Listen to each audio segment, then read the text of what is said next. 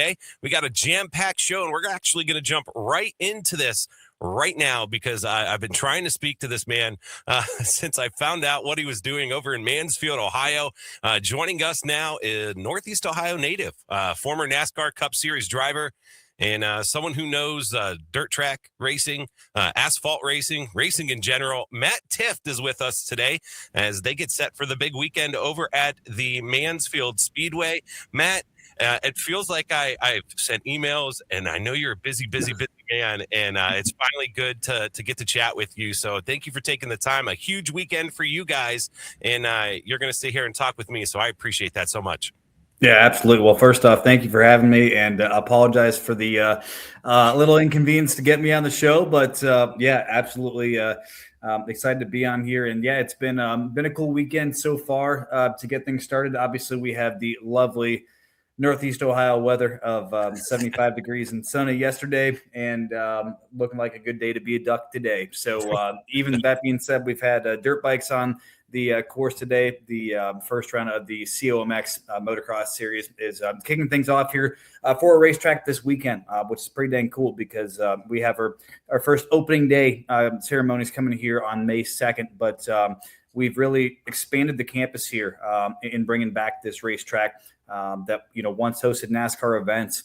And in doing that, we've really gone past just the circle track world. We held a Halloween event here last year for many nights, having haunted houses here. We've completely gone and done this dirt bike track here, which this is the first really official day of practice today. We have our first race day tomorrow. And like I said, looking forward to our opening day, the Comeback Classic on May 2nd. So that's going to be a huge celebration day. And man, it'll be 11 long months at that point of construction. This place, if you haven't seen on our YouTube channel, go check it out. This place looked like it had been hit by a meteor. And I was actually just looking at some B-roll last night to go check out some of our old videos, and I couldn't even believe how tore apart this place looked. And so it's always special to go and reflect and see, how far you've come when you're just going to get events, operational up and going. Yeah, it's so amazing. For those of you, I talked a little bit about it yesterday.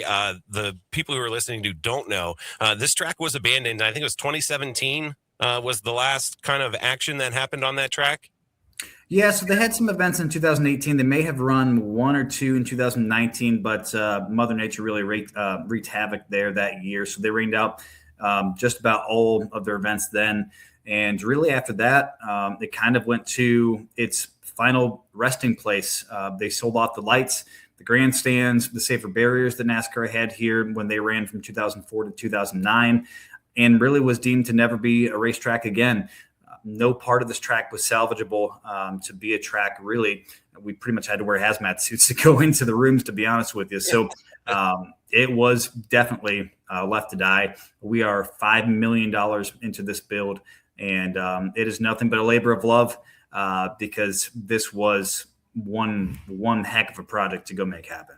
Yeah, I've been following along since the beginning. As soon as I've been a dirt track fan, I've been a racing fan my whole life. I grew up going to the Sharon Speedway. I grew up in Warren, Ohio, so the short little drive to Hartford was perfect for our families. And I grew up on dirt track racing. I got flow racing. I watch as much as I possibly can.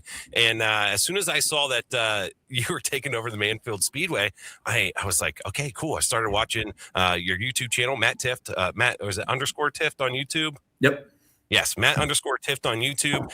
You definitely need to go back and see, because the way that track is, and then I saw you just posted a video yesterday as well. I haven't seen that one yet, but I've kind of followed along with the progress. And you talk about hazmat, the way that cafeteria kitchen looked when you guys first walked in there, I was like, there's no way that they are going to get ready and hit their timeline. I don't know how you have done it. You have to have an incredible team around you, because the progress that you guys have made, even little things like pressure washing the bleachers, how much of a difference that made to that park. But you guys have done an amazing job. We're looking forward to not just this weekend, because I think on Sunday you're going to have cars on track, correct? Well, first of all, I will say we do have an incredible team behind us, and that's been the only way we've made this happen. And that comes from our core team members here, every single one of them, from our social media team. I mean, we've become the fastest growing racetrack on social media. And that's what makes this thing go. In today's day and age, if we're going to make this racetrack successful in the world of racetracks shutting down, we've kind of taken a page out of, the Cletus McFarland books and the Whistling Diesel books of like, we've got to be loud. We've got to be in your face. We've got to go be different. Promoter nowadays, it's not the 1980s and 90s promoter book saying, hey, put up this much money and people will come. No, it doesn't work that way anymore. Yes, that does work for the drivers, but for the fan aspect, you got to do things more as an influencer would. So that's been a very different challenge for me, because when I was driving in NASCAR, that's not how it was in the 2000 teens, really. We were still on the old school model there before everything really changed around after COVID. But then, the subcontractors here, that's been a giant process, some really good, some really terrible through that. And I'm going to do a big recap video on that a lot of people still don't know about when we get closer to opening day. So, yeah, it's been a huge process on that. You mentioned the concession stand. Before this interview, and this is the first time we've had it up and running fully for the public here. So I went down and I bought a hot dog and corn dogs and mozzarella stick just to go see how everything tasted, and it was pretty good. Awesome. So, just coming from that first day of opening a Sierra Mist that was horrible, and opening up the bag of chips that probably had formaldehyde or something on it, horrificness in there. That was crazy. You mentioned Sunday. Unfortunately, because of the weather and everything we've had here, that's gotten postponed to probably either April 23rd or the 26th here to reschedule for accommodating for some of the other track schedules and races going on. But that'll be kind of our spring training, if you will, for our staff and some of those folks coming through the gates. But we're still so looking forward to getting race cars on track. We just finished putting up all of our Musco lights, all those cool color changing lights you see at college football stadiums and stuff now. We have a 70 by 40 foot Jumbotron. So a lot of those big expenses we put into this place is to make it not feel just like a dirt track, but this is an entertainment complex. Whether we have a big country concert here or a race, or if it's a holiday show, whatever it's going to be, we can host it, we can do it. And it really puts it to where there's no limitations on what we can put on inside of our venue. I'm Matt Tifft, the owner and CEO of the Mansfield Speedway, former NASCAR driver, joining us on the Sam Bourquin Show.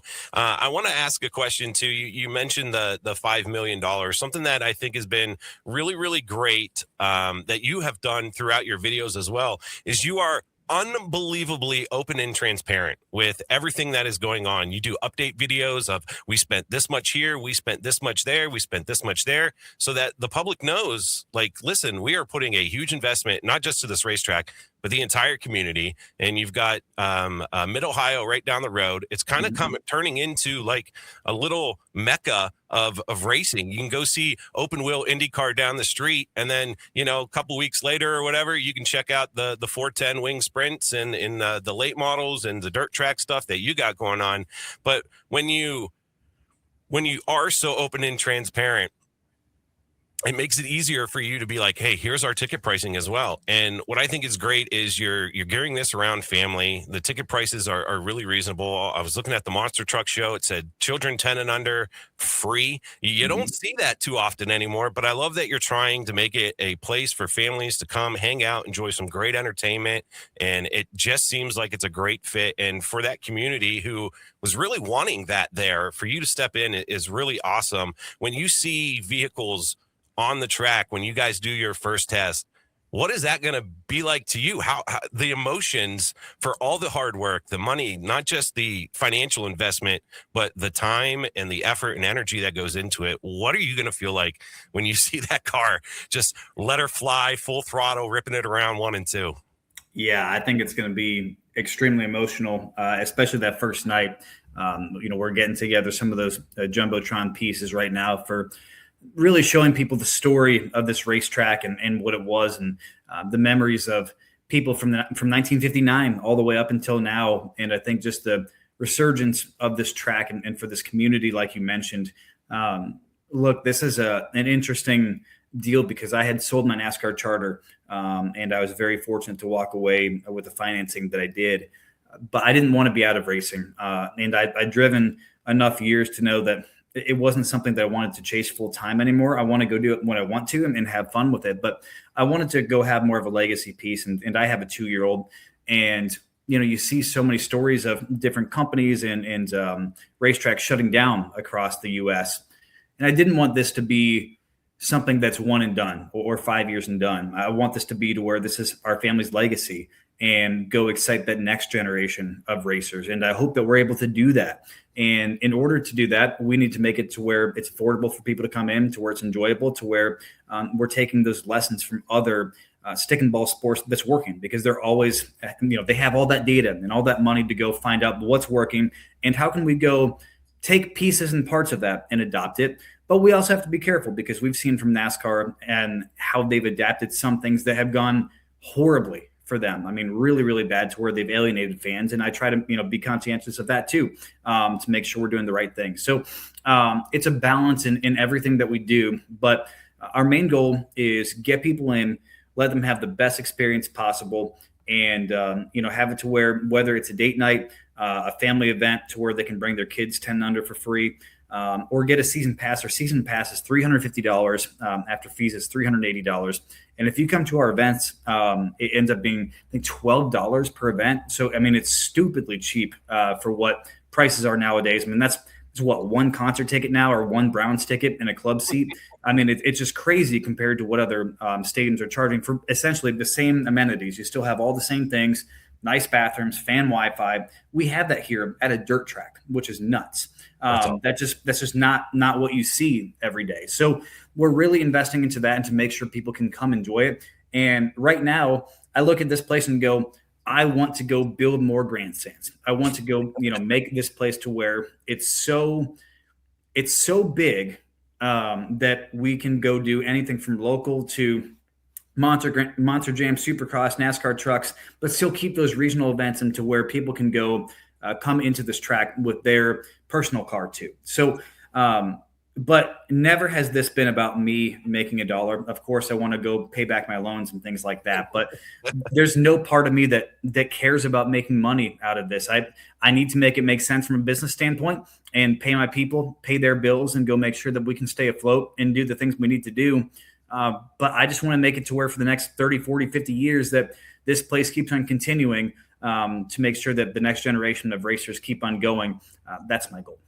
I love it too. And I think there's a lot of people who look at dirt track and that kind of stuff who might not have experienced or don't know what it is, or it truly is a place. I have a daughter who's 9, and I finally got to take her to a race, and she wanted a flag and she wanted a t-shirt and it is so much fun. It's so exciting to see the speed that those guys carry. I told her they had a car for a raffle while we were there, and I put in for it to try to, it's like a bucket list thing for me to rip around a dirt track in a late model.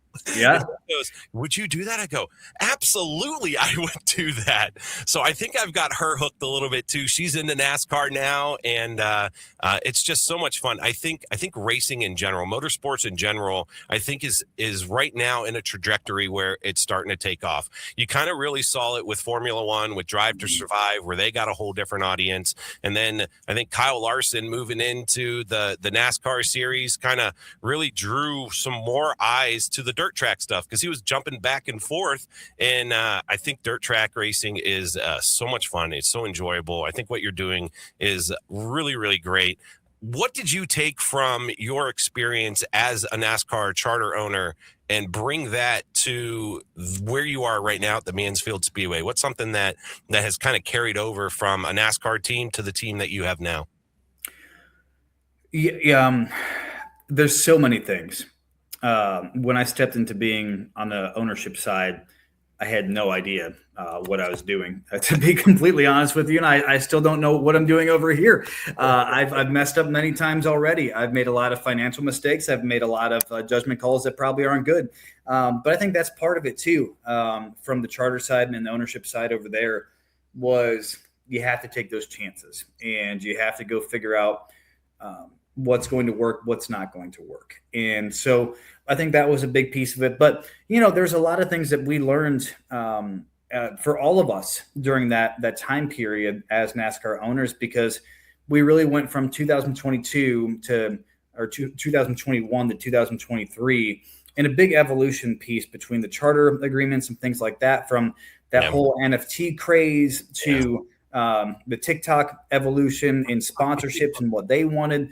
So, a lot of my job went to the business development piece there for sponsorships and working from anything from a charity to a casino to basically, weed companies and things like that, to automotive products to Celsius, right? Like anything in between there I've worked with now. So I think that was a big piece of it, is getting to work with all those companies and understanding if you can provide value and you provide the genuine relationships for them, they will help support you and your business and what you're going for and your dreams. They will do that, but you have to go passionately care about what they are doing too. There's so many times we saw in the sport that people would go one and done a sponsorship, right? So I think that was a big piece of it, was seeing how many different teams would have a company come in, sponsor one race and be done. And so that was a big lesson learned, was, hey, how can we go grow these relationships and make sure that they never want to leave? The question shouldn't be, how can we go sponsor, or why should we go sponsor a race team or something in racing? The question needs to turn to, how can we not go sponsor this because it's too valuable for us? So that's been a big piece here. I do love what you said about the Formula One piece in there and the rise of motorsports, because what's really cool about dirt racing, especially if you've not seen it before, the issue I find with NASCAR is you're there for 3 to 4 hours and you're kind of stuck in a 300, 400, 500 lap race, and it's never ending. It's continuous. What's super cool about dirt racing is it's broken into 20 to 40 minute, very palatable chunks, right? And the sensory experience of a super late model or a sprint car, of the speed of those cars and the danger and just the animalistic behavior of those cars, is very much the same feeling as watching an F1 car go by. I mean, there's nothing that's as insane as a dirt car. We went down to Florida. We went to Daytona, New Smyrna Beach, and Volusia Speedways here to do a little bit of recon and go learn some, just like being fans going to some tracks here in February. Mm-hmm. And I walked away after the Daytona 500, Speed Weeks, and then going to Volusia. And I thought, man, there was great things, of course, on the fan side of Daytona, good things on pit side at New Smyrna.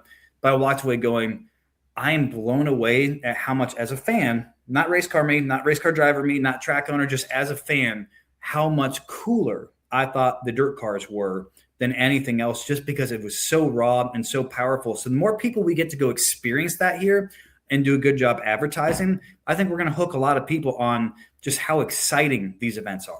It's one of those things where you go one time, you're like, when's the next race? I want to go see the next race. And what's great too about the Mansfield Speedway and what you guys are doing, it's not just going to be dirt track. There, you got motocross this weekend. There's so much going there, and people should really go check out your website. It's the Speedway?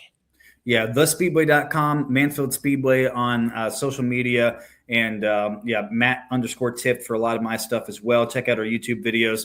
And we do a lot of stupid content. So that's the other piece too. We're a content factory. So we got a lot of dumb stuff out there, interesting stuff. And like I said earlier, we do a lot of breakdowns of how much stuff costs. And we do a lot of cool behind the scenes things, from construction and B-roll and just the making of. So even if you don't like racing and you want to go see a construction project, we're a giant construction project. So go check it out, even if you're just curious from that standpoint, because right now it truly has nothing to do with race cars. We're just a big construction company. It's definitely awesome, though, to see where you guys started to where you are now. I'm so happy. I hope this is a massive success for you guys. I hope you have a good weekend. I hope the Comeback Classic is just packed and there are no grandstands. I know you guys are talking about working on seating around the turns and camping and all that kind of stuff. And we really look forward to, I really look forward to seeing the rest of it. I'm sure our listeners do as well. And it's a great opportunity if they're not familiar with it. For them, it's 50 minutes from Canton. They can shoot straight down I think it's right down Route 30. And it's right off the 30. And you're right there in Mansfield. So, and your location is perfect. You reach north, south, east. You're like right in the middle of the state. It seems that anyone from all over the state can go check it out, and I really hope they do. You've got tickets on sale, pre-sale tickets for the Monster Jam or the Monster trucks you have there, and definitely check out the website. Matt, I greatly appreciate you joining us today. I wish you guys much success in the future going forward, and you're more than welcome to stop in anytime here on AM 1310 WDPM. We'd be more than happy to have you. All right. Well, thank you so much. Appreciate you having me. All right. Thanks, Matt. That's Matt Tifft, former NASCAR driver, current owner, CEO of the Mansfield Speedway. And what an awesome thing. If you guys haven't checked it out, make sure to head over to the YouTube channel, the webpage. A lot of information there, and the content on their YouTube is really, really cool. Just to see where it started to where it is at now. It's an unbelievable transformation.